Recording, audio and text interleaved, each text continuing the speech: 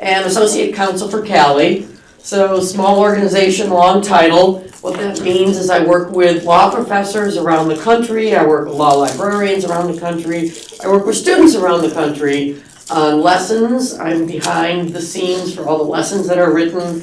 I'm behind the scenes for all the E. Langdell casebooks that are written, and then I also handle our legal issues. For those of you playing at home, this is June of 2014, so for the next calendar year, I would invite you to download our score sheet, which will be on the website. Folks, you want to grab a game board from up front here and a pack of time trial cards. And so download this, play at home. And between now and June 2015, if you show up at a conference that I'm at and you bring me a completed game board, I'll do something nice, like take you to Starbucks for coffee or hand you some extra tchotchke we got or whatever. And if you're one of our overseas international law schools, send me a really cool postcard and tell you finish this, and I will put something in the mail to you. All right, promotions aside, let's get started here. We're going to talk about CALI today, and this is a traditional bingo game. All right, so as you can see, I have a carnival of prizes. I have rain ponchos, I have sharks. There are 3 styles of sharks, so if your shark needs a companion, this is where you can get one. And then, of course, my favorite, sugar. I have sugar in a variety of boxed and shaped formats. So when you win, please yell CALI really loud. And then we will allow you to come into the gaming pit area here, select your prize, and because we have a small group, you can even take another card and play again. All right? Are there any questions about our highly complicated rules? Okay, so let us get started. Hi, grab a game board and a package of time trial cards, which are completely unrelated to the game board, but we will see what they're about. So, let me put these back so I stop holding on to them. There we go.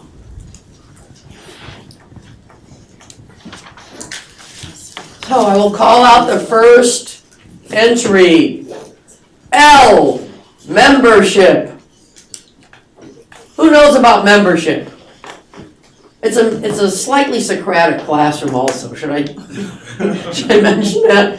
Except I won't jump on you. All right, well, let me talk about membership. Almost everyone in this room is most likely belonging to a member school. We have over 204 law schools in the United States that are members. We have a number of undergraduate programs that are members, and we also have international law schools that are members. The membership dues allow you as staff and faculty to get access to any of the 950 lessons, and it also allows all of your students free access to the materials. So you can use things as many times as you want. There's not a limit. Sometimes students ask, well, I ran the lesson once, where's the swipey part where I put my charge card for another lesson? That's the beauty of CALI. You can run the lesson repeatedly. All right. C, Flickr.com. Well, we really aren't Flickr, as you know. However, at flickr.com/CALI.org, that very lovely 7-letter word which we use a lot, grab a game piece for folks, a game board, and a pack of time trial cards so you can play along. It's bingo. I'm sure you'll catch on very quickly. So at the CALI.org account of Flickr, we have over 450 drawings that have been created by our cartoonist, and they represent all sorts of legal concepts. They're distributed for your use in any situation with a Creative Commons license. So if you need a backdrop for a class ever, or you need a scenario illustrated, we invite you to go and borrow our images. They're set to search on any words, just as you would on Flickr. And if you are looking for something and you think, wow, 450 images and I can't find a car being sold by a weird-looking used car salesman, call me, because I've worked with the artist for them, and somewhere in the back of my mind is what every image is called, and I can help you find it. All right, anyone won yet? No, we don't have any cheaters in the room. Good, all right. All right, C, new lessons. Did you know that there is an RSS feed for new lessons on the CALI website? So you want to be on top of things. You don't want to be the last at your school to find out. Go to lessons, scroll down to new lessons. I'll use my laser finger, point it out there. And you can sign up for an automatic email that tells you when lessons are brand new. We also have a link for updated lessons, so you can do the same thing there. Can I ask a question, Reed? Please! Just about the Flickr? Do you have to go to the Flickr site? Or Yeah, you have to go to flickr.com, and then they have I think they call them streams or something, and you go to /CALI.org. And the tricky thing I have found is if you try and search, I think its default is to search like the entire universe of Flickr. I mean, you have to somehow be carefully specify that you're searching within the CALI.org Flickr stream. Our artist has a background drawing for kids' TV shows. He's a graduate of Cal Arts and worked on kids' television shows. So they're light in seriousness, if that's a word. Yes, they're light in seriousness. They're light rather than serious, and they're illustrations. Alrighty. C, lesson link. Anyone know what lesson link is? Anyone use lesson link? Oh, lesson link is this amazingly powerful tool that we have inside CALI that allows you to create a unique URL for your students.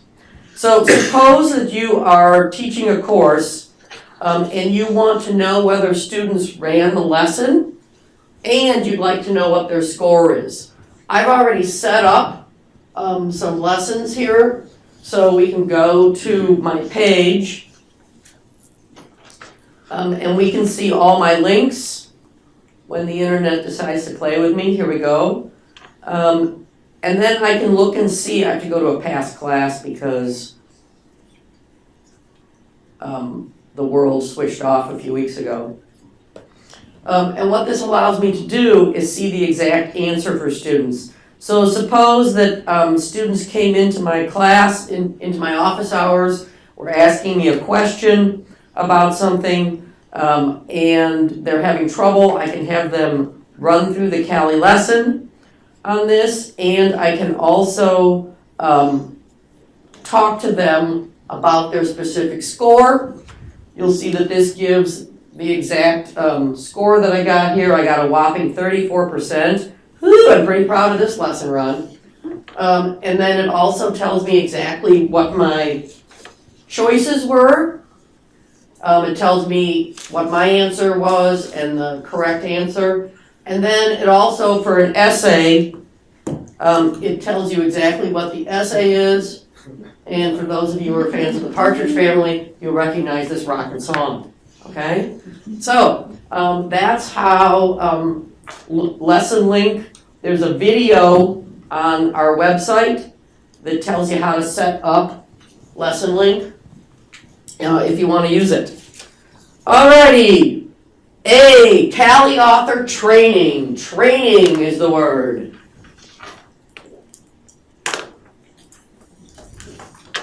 Basically, we've got material on the CALI website that tells you how to use the CALI author software.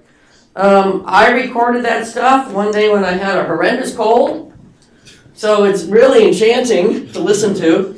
And what I find is people watch the videos and they think, well, that's the extent of Deb's knowledge. It's summed up in 3 22-minute videos. I'm not going to go ask her for any help because she just spilled her guts on what she knows.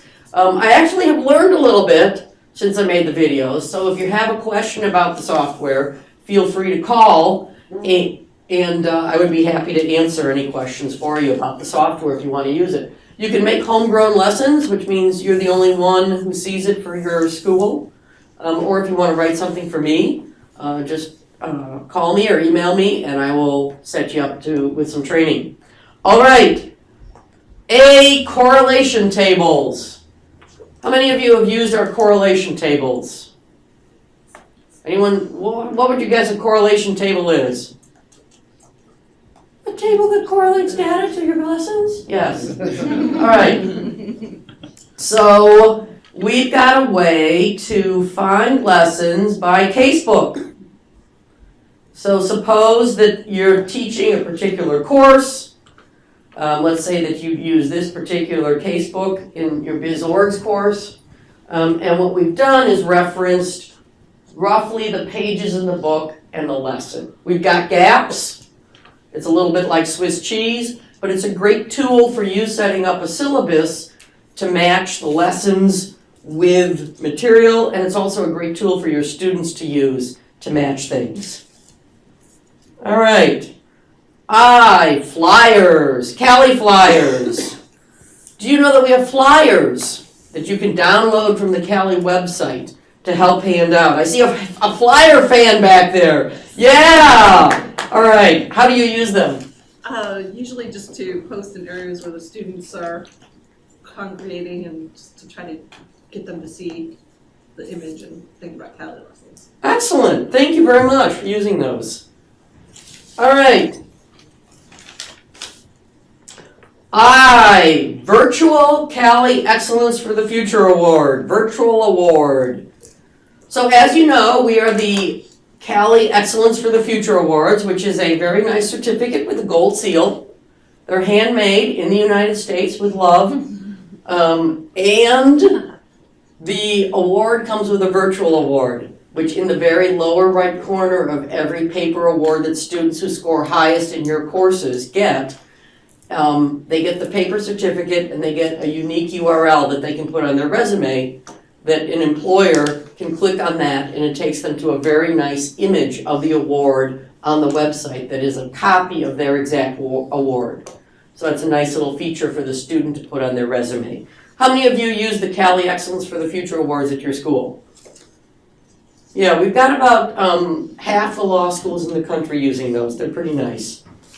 All right, lessons. How many of you use our lessons? Woo, yeah, all right. So we've got 950 lessons and we're growing. We're doing a massive revision project right now. Starting a month ago, we have hired a revisions assistant, a young attorney who is working with me, and he is contacting every single author. So if you are one of my authors, you're going to be hearing from him, and he is working with you to revise. We hope to revise the entire library by the start of fall semester. So it's a lot of red marks. Deb, Yeah. question. I know you guys are no longer doing the DVDs with the lessons on them. Right. Is there a way to download the lessons though for our students who don't have internet access at home or who want to take them with them when they travel? Oh yeah, they make fabulous travel companions. Wow. There's nothing like working a lesson in an airport terminal. All right. So here's what you do. Excellent question. So you're at our website. And let's say that I want to use one of the torts lessons. I'm just randomly picking a torts lesson here. All right, so I'm doing one of our damages lesson. Our damages lesson actually are written to be the bonus week of a semester because torts went from 6 credits a number of years ago to 5, and damages got cut in a number of schools. So this is the page where you see the description of the lesson. And down here, students are not going to see everything below faculty features here. This is the bonus world that you as staff and faculty should be seeing. And if you're not seeing this, you want to contact me because these are extra features and we'll get to them as we talk through our game here. So I have a number of choices. This is what you're supposed to do by default, run the lesson. But if you go here to Windows, you can download a zip version of the lesson, and then you unzip the folder and you run, and magic happens. You're welcome. Excellent. And the only thing they can't do, I think, from inside a standalone lesson that they're running is send comments to me, because I'm the lucky recipient of every student comment, which we do take very seriously. We run them by the author to see if there is an issue with the lesson. All right. L, E. Langdell. How many of you know about our E. Langdell Press? Excellent, good. Wonderful. Oh, good. I'm glad my boss knows about it. So this is a copy of our ebook. What you're saying? It seems rather bulky for an ebook.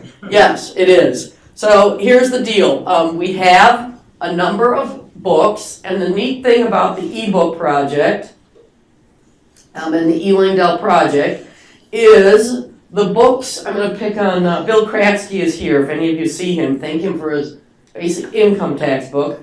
The books are free. So free means two things here. Free means open access. They're distributed with a Creative Commons license. So if you love chapters 1, 2, and 3 of his book, but you think 4 is not the direction you want to go with your students, you can take chapters 1, 2, and 3 on your own anytime you want without having to worry about permission or anything like that. The other aspect of free is it's free as in no money. The books cost nothing for you and your students. So you might be thinking, how are we doing that? Well, remember what one of our first words was, membership?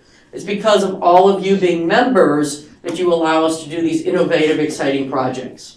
So we're growing the library of books. I currently have a book in constitutional law, legal research, a couple books in sales, another book in contracts, a book in torts that are available. So please, if you teach in those areas, look at the book. If you don't teach in those areas, but you know people who do, let them know about this. If people would like a hard copy review, we're happy to send it out to you. We're distributing the books in 5 formats. This beautiful print edition, which we work with a third-party vendor, and this actually costs money. This book costs about, well, here, I think we have the price here of this book. Bill Kratzky's book is about 595 pages. You can buy that for $21.22, which is such a weird number because it's the exact price that our third-party vendor charges, and then shipping. And it arrives, really exciting package at your doorstep in about 7 days. So that's pretty cheap for an entire semester course book. Yes? Do you provide your authors with statistics on how many downloads there are, or how many editions are purchased? We could. It's easier to track the purchases. We will. I'm thinking for tenure. Yeah. Oh yeah, absolutely. Yeah, we're in the middle of refurbishing the new website, and on the plan, once the new website is up, is dashboards for things like that. Because Fantastic. Yeah. actually, can I hijack for 1 minute? Please, do you want to borrow my microphone and hijack? No, I'll For just the speak recording? really loud. Okay. So it's a consortium model. We pay the authors all the money up front. They don't get any royalties.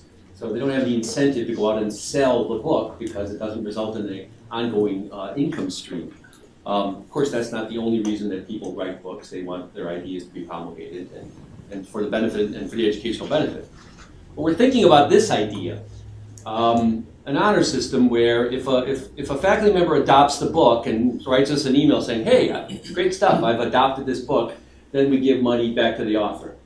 Think of it as an adoption bonus or something like that. And then that would give incentive to authors to be talking about it to their colleagues and things like that.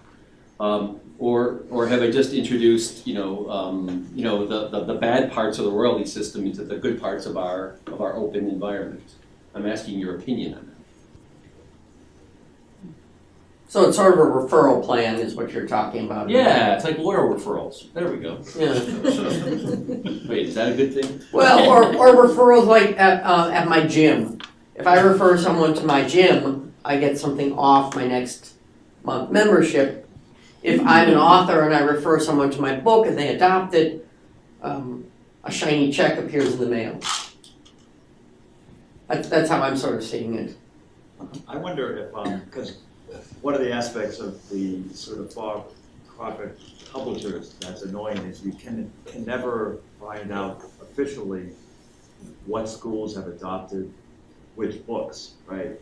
And so you sort of cannot sort of tell, in feminine tax, that's taught at all 200 law schools. It's very hard to know which books are being used where. And I'm wondering, in this idea of free, I mean, would you consider, because I think from a faculty member's perspective, there's incentives to have your book adopted and sort of known as adopted at X, Y, and Z schools. I mean, have you considered sort of saying this book has been adopted at boom, boom, boom, and then that's sort of a double-edged sword, because obviously if a book isn't as popular and isn't being adopted, you know, that's not going to look so great. But I would think, you know, if a book is adopted at a bunch of schools, I mean, that would be a real feather in the professor's cap that way.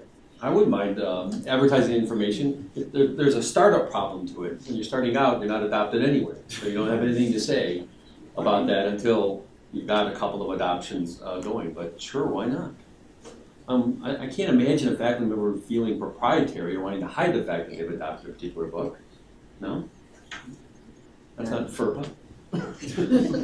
Everything's FERPA. And as a corollary, have you thought about incentives for updating? Because I mean, with income tax, you know, a book becomes sort of dated fairly quickly if it's not updated. And so if authors don't have an incentive to update it, how do you handle That's covered. that And problem? back to Deb. Yeah, we have the updates covered, and the tax people actually, I have a second tax book in progress right now, and the author has committed to updating that. This income tax book is already up to its second edition, so people, They get them. we both want to incentivize people to update, and people want to update their books, right? So that's something we're very concerned. Do you hold back any money, or is it just there? No, it's more money, Paul. Oh, it's more money. It's more money. Look at these wonderful prizes I have. Can't you tell that CALI just has an endless cash pit? All right. L, Laudables. How many of you know? All right, a fan of Laudables. Oh, fan of winning. Oh, yay! No, you have to yell CALI really loud. You have to yell CALI really loud. How do you win? You just have to circle one in each column, or? Yeah, either straight down or left right. I don't think you can do diagonal on 4, can you? I did not win that. Oh, you didn't? Oh, you tease. Okay. All I right. thought I did. What did you do? Do you have like? I thought you had to circle a word in each column. That's what I thought. Oh. Well, you have to get everything in one column or in one row. Yeah, I apologize. No, that's all right. That's all right. All right. So back to Laudables. How many of you are familiar with Laudables? Excellent. So Laudables are the 10-minute office hour professor that we have. And basically what we're trying to do is get faculty members and anyone else with subject matter expertise to talk about a very discrete question in an area of the law. The idea is that it's a download file for students when they're walking the dog, they're working out at the gym, they're commuting, and the premise is that a student appears in the faculty member's office with a very small question, and in the 10-minute Laudable podcast recording, that's explained to the student. So if you have any faculty members who want to make short recordings for us, let us know. If you want to make any, let us know. Or if you need information, you know what I'm going to say, let us know. All right. L, crossword puzzles. We have a small collection of crossword puzzles because we believe that students can learn through multiple passes of the material, which sometimes happens in a more engaging, fun way than a Socratic classroom, although that can be fun too, hey? So, crossword puzzles are found at our website. Anyone here ever used the crossword puzzles in their classes? We've got some really nice ones in family law and also a really fun one in civil procedure. Those are my favorites, but we got some in a lot of other areas. All right, L, modifying lessons. Did you know that if you find a lesson that you disagree with or you want to add something to it, you can change things in the lesson? You have to contact me for the password of the lesson, which generally means try and think of this a little more than 24 hours in advance, because sometimes I'm very sneaky and I'm hard to find. All right, subject outlines. C, subject outlines. CALI. Ooh, we have a winner! Yay, come on down and select your prize. If you want to take another board then and continue playing. Excellent.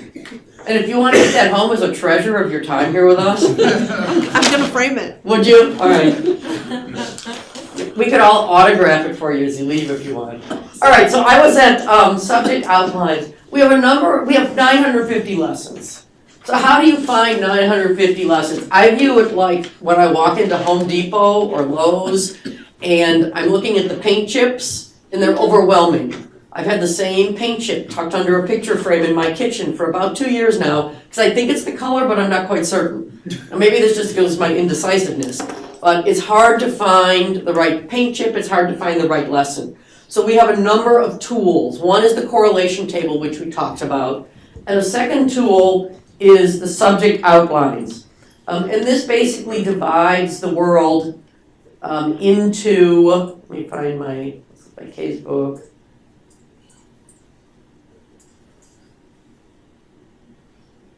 Here we go, by subject outline.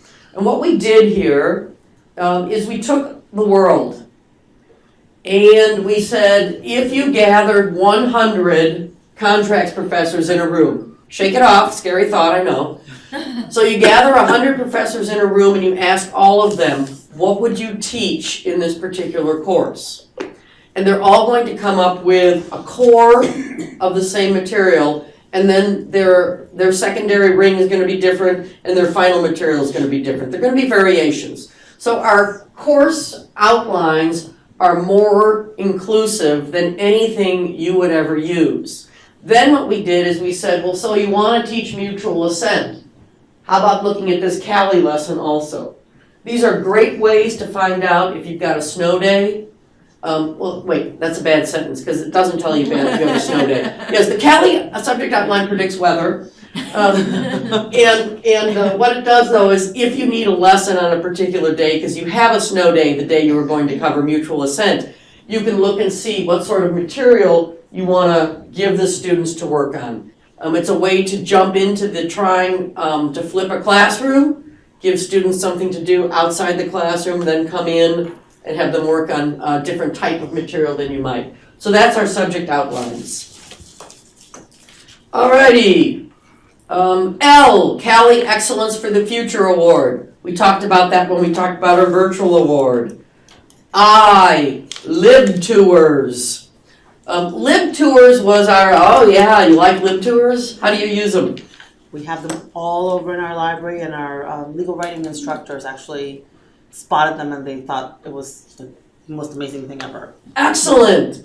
Lib Tours came about from my fascination with QR codes.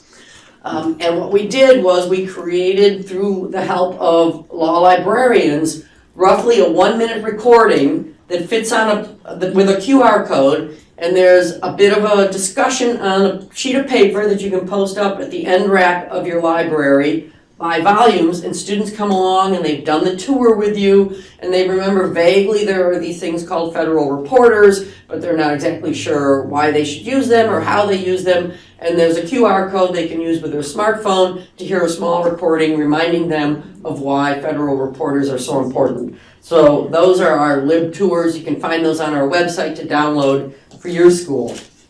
All right. C, Instapoll. Instapoll, it's an online instant polling device. How many of you used Instapoll before? No? Oh, it is fun. Pretty easy to do. You go to our CALI website, you find Instapoll. We can create one right here. Create a poll. So now I can ask any sort of question that has up to 6 choices. Or I can ask true, false, and tell you that A is going to be true and B is going to be false. We can ask yes, no questions. So let's do a yes, no. There we go. We've got someone just responding to life in general. And my watch is going off, sorry. Okay. An indecisive person, someone who should be helping me pick my wall color for my kitchen. That's who this person is. So we can watch it change in real time. So if we asked, how many of you like being here in Boston? Or rather, do you like being here in Boston? A is yes. B is no. If you've got a smartphone, you go to the www.cali.org Instapoll. When asked to enter a poll number, you have enter 1598, and you can see where our class is already. Really useful in classroom situations where you want to ask a question of the students, but you don't want everybody looking at one person who always gets the answer right and is kind of the leader for the class, let's say. And you want students to be thinking independently. This is a way, it's anonymous. I don't know how people are entering. So it's a great way also to deal with controversial subjects in your classroom. You want to get a feel for where the class is, or you know that students have different viewpoints, but the minority viewpoint is not going to speak up as clearly because they just don't want to be the minority viewpoint always. So some people are uncertain about being in Boston to the point of answering C and D, which is perfectly fine. But you can, it's a cool way to do a fast poll. Alrighty. Can I ask that? Yeah. Have you ever thought of adding a feature sort of where you could actually sort of track the student answers? Because the sort of vendors that have these products, that's why I use those, because I actually track Right. student performance. And I've seen it both Pepperdine and San Diego, and I suspect at other schools now, because of budgetary pressures, are actually considering cutting back on their support for clickers. And so I think there's a real opening for Instapoll generally, and especially if it offered some ability to sort of have faculty that would like to track sort of student performance. I think there's a whole lot of schools that would jump on that if it was available. Mm-hmm. I'm not sure how hard that is to design sort of something, but if you make folks log in with their CALI IDs, I would imagine it wouldn't be all that hard to do. So two things. One, it's we need a purple squirrel to do that. No, it's not that hard, but the amount of features that you can possibly add to this is actually huge. You think polling is simple, but it quickly gets interesting. And so we have thought about that and are trying to figure out what the right selection of features are. Second answer is, if you do that, it's not Insta anymore. Because right now, you go to one website, you pick your poll, and you're in. It's like 2 clicks to participate. If you have to log in, then people forget their passwords, and then they have to retrieve them, and then they have to you know what I mean? And so we were, for the purposes of what we were doing, we were just trying to do instant polls. So we would want to be able to retain that so that people who still want to just do sort of a quick survey of the class can continue to do that. But I just think, because I know at Pepperdine and San Diego, the cost of them is between like $6,000 and $8,000 to sort of do it, and so they're trying to get rid of that cost. And in terms of, is that much? That's a CALI membership, right? I mean, and that's ballpark. So we could increase. Well, but I'm saying it would really be valuable for sort of members to offer that. So, and I understand the idea of. Sounds like a great idea. Yeah. Mm-hmm. But there's a real opening there, I think. Great, thank you. So our next one is A, CALI author. How many of you in here are authors that have worked with me? Yeah, thank you very much. CALI author is our software tool that we use to write lessons. If you're interested in experimenting with it, we have training videos online. You can also contact me. I'll set up a virtual webinar and teach you how to use it. C, lulu.com. That's our third-party distributor of books. CALI, whoa, excellent. All right, come down and claim your prizes, please. And if you want to grab another scoreboard and play another round.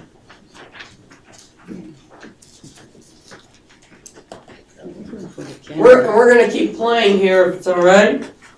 All right, C, Classcaster. How many of you use Classcaster? Oh, CALI? Come on down and get your prize.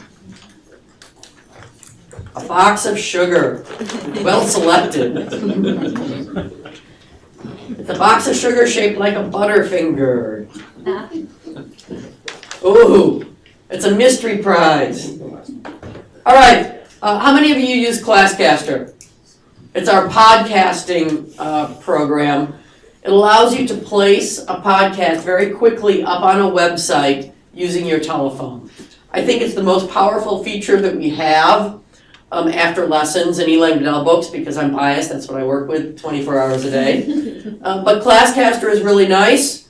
Suppose that you're having so much fun here in Boston that you forget to get on the airplane and go home, and you're teaching a class on Monday morning. You can just sit in your hotel room, talk on your phone, and dial in your class lecture or explanation, and then point the students to it for class on Monday. A lot of faculty use it to sort of summarize the end of the week and say, here are the key things we learned. Or you get 2 or 3 emails from students about the same topic. Obviously, there's some confusion in the class and you want to clear it up before you next see the students in 2 or 3 days. You can make a podcast, quickly post it up on your blog. So that's the power of Classcaster. All right, time trial cards. Time trial cards.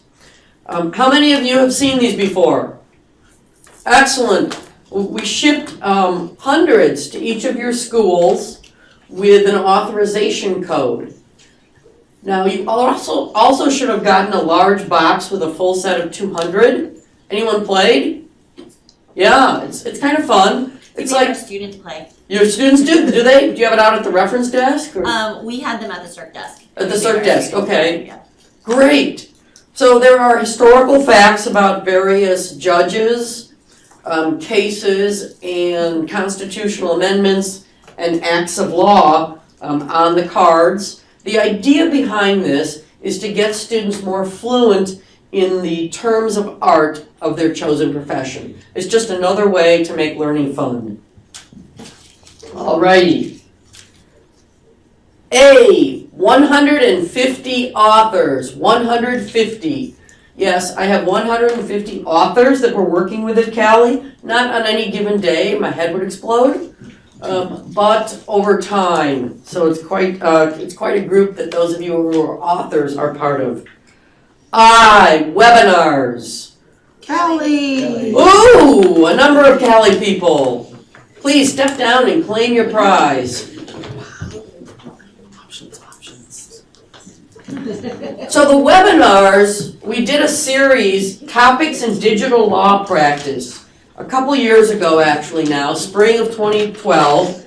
We have more planned, and the idea was we brought in guest speakers for this program. It was a 8 or 9 week course. Brought in some key speakers of what students should know as they enter the profession regarding technology. The material is still online. You can view it, and it's a great addition to any course, I think. All right. Score save. CALI. Yay, another winner. Another winner, ooh.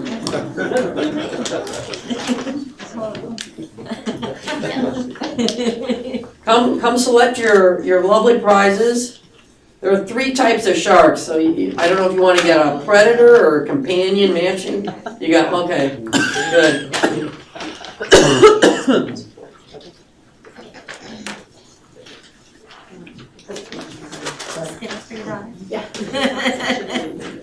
All right, where are we? Oh yeah, score save.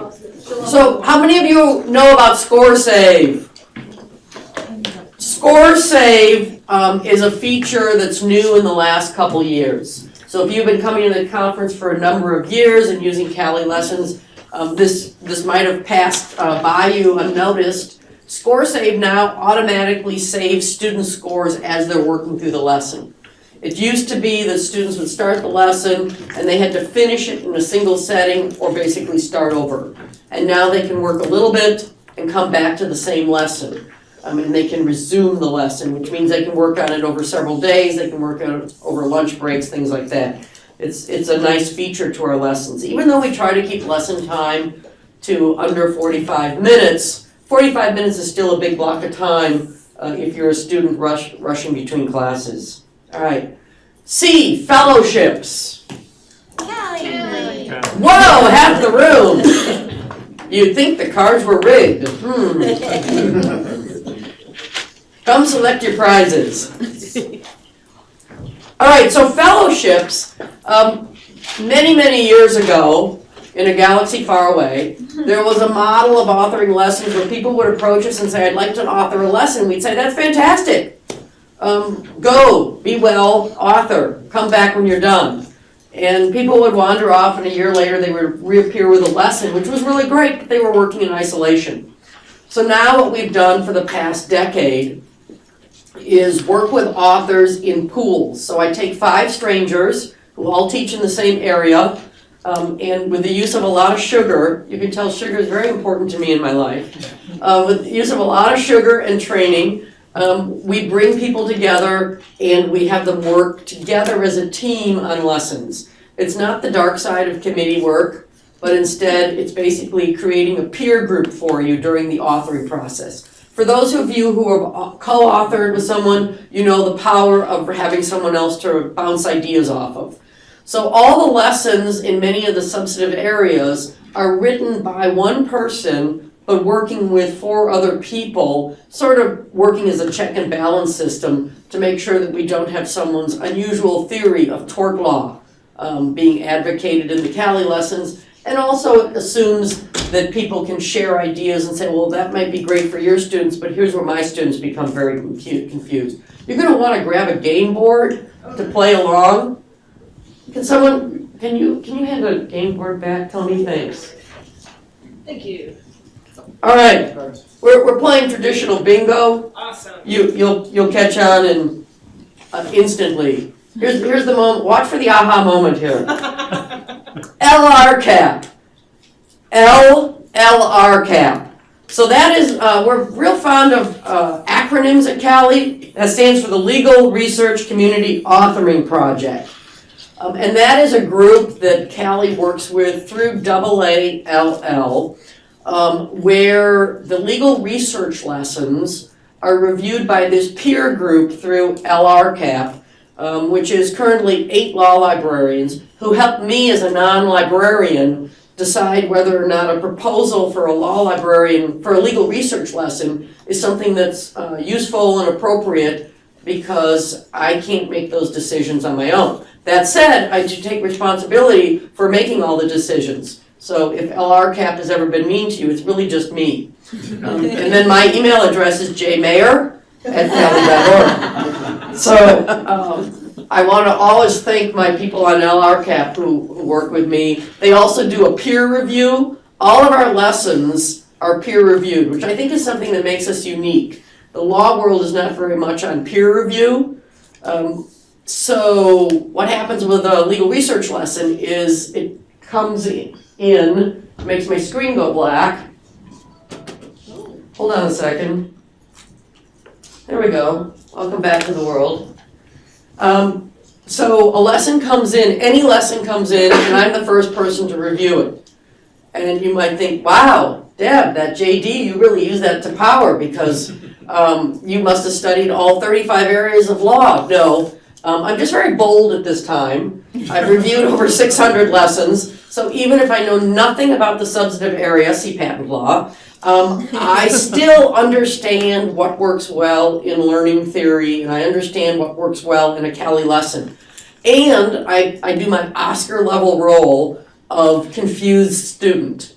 So I work through the lesson, I figure I'm relatively smart, so if I get confused on something, or using my experience as a former legal research writing and substantive law professor, if I think I know where the author is going in teaching, but as my confused student role, I'm going this direction, I know there's a disconnect. So I'm the first person that looks at every CALI lesson. Then after that, the author reviews the lesson and revises it. Then it comes back to me, and at that point, I send it out for peer review with someone that actually knows the area of the law. That person who reviews the lesson is a member of our CALI editorial board, and they usually provide anywhere from 5 to 8 pages of notes for the author, which the author then takes into consideration and revises the lesson again. So the lessons go through a peer review, and in the legal research world, the LRCAP committee is a double review for the peer review, which is really helpful. So you always know that with a legal research lesson, an actual accredited legal research law librarian has looked at this. All right. Oh, what a coincidence. A, CEB, the CALI editorial board. A, CEB. The CALI editorial board, as I said, is my group of faculty and law librarians scattered across the country for their safety, who are my peer review panel. A, tax. What is my obsession with tax? Tax is the area of law where CALI has the most lessons. Anyone want to take a guess how many? I heard 30, no. 70, I hear 70, no. 189. 180 something. I'll take 189 from my boss. Yes, would you like a prize, John? Actually, I don't know the answer. I think it's 185. Yeah, it's a lot of lessons. All right. Oh, this one is missing most of the words. Oh, I know what this is. Hold on, it'll come to me in a second. Okay. L, lessons by author. Suppose that you have met Beth Adelman here at the conference, and you really like Beth a lot, as I do. And you say, wow, well, Beth really, I had a great conversation with her. I wonder if she's written any CALI lessons. Yes, she has. So you might want to assign those lessons to your students based on author. So you can find, it's another way to find lessons. You can find lessons by author. And we also list our lessons now in WorldCat and OCLC records, which are just words that I'm spouting off, but I know to you folks it means something really, usually gets it, ooh. Yes. Okay, so yeah, thanks to the folks at American University, Washington College of Law, everything in the CALI library is cataloged. All right, CALI regularly updates lessons. Updates lessons is the word you're looking for. So we are, as I said, going through a process right now of updating everything. This is, I'm thinking of the magic word here here's the other half of it. CALI games. We have a really cool game online that we made that allows you to match Supreme Court justices with key cases, majority or dissent opinions that they wrote. And it's got the justices standing there in their cartoon characters. And it's got little books that open up and it gives you quotes of the cases. It's not high intensity learning. It's fun learning. It does get you a little bit familiar with some of the key cases for the justices. It's just another way to learn things. We also, for beginning law students, we have something that works very much like the card game Concentration, where you match states with their Court of Appeals. Because a lot of students just don't understand that California and New York might be in different circuit courts of appeals. All right, I'm gonna put these together for next time. All right. L, LinkedIn. We have a LinkedIn group for CALI award winners. So tell your students, it's a great way for them to network. Here we go. We're up to our social media pages that we're all scattered across the bottom of my lucky picking bucket. Facebook. CALI's on Facebook because we're super hip. So you can join our Facebook page and find out about things. Conference for Law School Computing. You're looking for the word CaliCon. How many of you have been to 5 or more CaliCons? 10. All right, good. How about one? 1. Your first time? All right. Does everyone in this room, what's your name again, Paul? What is your name? Felix. Felix. How many of you have met Felix? All right, before Felix leaves, let's give him some CALI love in a mature, responsible way so he comes back next year. All right. We want you to leave knowing a whole bunch of people. All right, excellent. I will accept the love. You will? Okay, good. No problem. All right, good. All right, another social media place. How many of you follow CALI at CALI.org on Twitter? It's a great way to find out when our new website is going to finally launch. How many of you are on Twitter? So follow CALI or, and John P. Mayer too. Yeah. All right, A. The other John Mayer. No, Oh, John yeah. P. Mayer, Oh, okay. not that goofy rock star guy. L, authorization code. The authorization code, of course, is the magic combination that you give your students and your faculty so that they have access to create their own CALI account.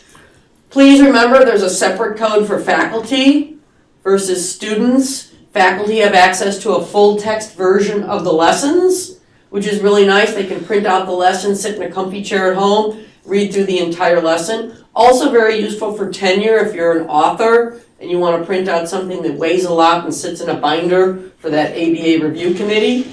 And then you tuck a packet of Reese's Pieces in the middle. I'm just telling you. I'm not saying those ABA people like a bride, but who doesn't love sugar?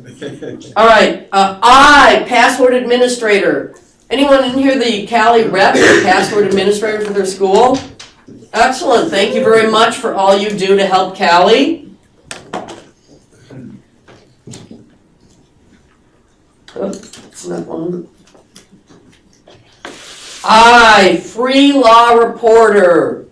A number of years ago, we started collecting case law, put it up on our free law reporter. It's accessible by search, obviously, so if you need a place for a copy of an opinion that isn't tied to a vendor, please visit Free Law Reporter. A, the Legal Education Commons. This is a historical part of the CALI website where we were asking faculty to share materials and create a repository for shared materials. Very much like a lot of different people are trying to do now, where if I create something for my class, whether it's an exercise or a study of all cases involving dog bites in small children, it's all collected in one spot, and other people don't have to reinvent it, but they can come and borrow the material. So the Legal Education Commons. Alrighty, we are out of game pieces, so at this point, I want to thank you all very much for playing CALI Bingo. And are there any questions about CALI, the CALI website, E. Langdell, John's shark costume, where he got his shark fin? Any questions? Yes? I know you said the statistics are going to go into the authors page for the ebooks. Will they also be available in the Legal Education Commons? Like, can you share a video or something like that that you're creating for your class? I'm deferring to you, John. What do you think? I'm not sure I understand the question. So, like, say I put a video in the Legal Education Commons, Uh-huh. will you be keeping statistics as to how many times that's used? Yeah, we certainly keep, website statistics on that, and I think they even shows the number of hits or downloads on a lot of those things. But we haven't pushed hard on it because we haven't gotten a lot of positive response from the comments. Yeah. In the last year or two, everything is citation impact. Like how often is your work being used or cited to? So we were just impatient. We need to wait until then. So, and some of this comes from, and I'm glad Paul's here. So some of this comes from when SSRN first started doing their top 10 downloads and stuff like that. Boy, I went, boy, is that stupid. And then every faculty member in the country was retweeting and reposting, and I'm like, does it literally take that much? You know, and of course it does, or that's all it takes, because people are hungry for curated proxies of value. I don't know how else to say that. And now I'm the first. I'm sure you agree with me that a download count is not a great proxy for that, but at least it's something. Well, it's the alt metric. There's Sorry? a training on it tomorrow. There we go. And I think we need to play that game and also hopefully bring some smarts to it, so that the metric or the count becomes something of actual value. So it's an actual measure. Our faculty are actually being asked for in the reviews, like how often the work's been downloaded or cited, things like that. No way. Yeah. Yeah, It's the that scholarly impact that's outside of just it's a way that they're being asked to assess scholarly impact outside of their institution. So it is that outside factor. So let me say something to me obvious. Downloads is not equal to scholarly impact. But it is, It's a it's factor. in It is addition internal to impact the factor. citation. They're making It's it all that metrics. way. metrics. Yeah, It's all metrics. Okay. It's a factor. yeah. Okay. Your metrics. Then just start crazy, I know. downloading all your stuff. Well, besides, Even stuff about. this was actually worth an entire session. Besides the fact that it can be gamed, download isn't the read, and the read isn't the scholarly impact either. There's 3 or 4 layers there and stuff like that. But okay, yeah, I understand where we're going in, and I'm not gonna make a session of that. And if there's interest in this, there's a fascinating discussion happening at 4 o'clock in this room. So, Yes, sort of. there is a session, John. On alt metrics, then. Yeah. So that's what I couldn't figure out from the I'm not title. talking about you, I'm talking about me. Well, no, I've got one that's tomorrow. Okay. So I won't be here because I'm speaking at that moment, but great, I'll send that. I'll go. I want to show you one other thing. If you go to cali.org/time trial, you can play our time trial card game online when it loads. And basically the way the game works is all the cards are there, and they have the year removed when you first get the card. Wow, it loads a little more 2014 on a traditional website. I think it's because I'm a guest here. And it's got music and everything going, so you can actually play this, another activity on a Saturday night. After you finish looking through our Elaine Dell books, you finish sending comments to me about your lessons, you finish looking at the laudables, a little bit of time trial to round out your evening. Good times. All right, other questions about CALI? Can you have a mobile app? Do we have no, we don't have a mobile app, but we work on mobile phones. You have one of those hand crank ones with a big, we work on that, and then those fancy smartphones that some people have, right? So it's a resource problem. Writing mobile apps is actually really hard. It's a moving target problem because there's multiple devices that you aim to, and so we tend to do mobile web rather than mobile apps. But I don't deny the value of having the cachet of saying, yeah, download our app. And then I've had conversations actually with authors about this, because a couple months ago, I went to one author and I said, this page just is not going to play well on a smartphone. And she came back with a very responsible, where have I been sort of question, or response rather, that said not everything should work on a smartphone. Not all knowledge should fit on a smartphone. And I thought, yes, maybe learning the UCC on a smartphone on a 2x3 screen, maybe I was a little delusional that day. I think my sugar intake was low, just take that as a cautionary tale, folks. So there are some lessons that just are going to look awful on your smartphone. Frankly, I think many of the legal research lessons would look awful on a smartphone because they have screenshots on them where people are actually showing you this is what a page in a certain vendor's website looks like, this is what our state court website looks like. And it's not made to run as a newbie on a 1x2 inch screen. Maybe if you're a licensed attorney, notice I said licensed attorney, and you have expertise and already know what you're aiming for, maybe you can maneuver on a smartphone for your state court website, but you have to learn maybe on a larger one. Maybe the laptop is the training wheels of education. There's my tweet for the day. Whew, I'm exhausted. Okay. Any other comments, questions? Yes? We thought that it would be fun if there was a way to make it so schools could play each other with the time trials, because our students did actually enjoy it. Yes, we thought that would be really fun if there's some way, I don't know, maybe you do a tournament at something or a specific time or something that would.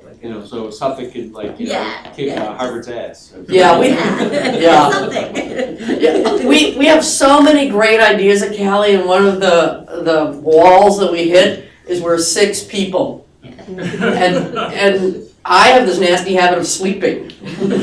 So it's just, Yeah, I told you. I know, I'm sorry, I admitted that right in front of my boss. Performance review. I know, I'm gonna really take a lot of heat for that sleeping thing. So it's difficult to do all of our dreams. That's just, There's a Red Bull for that. there is, I know. And sugar. I know, sugar and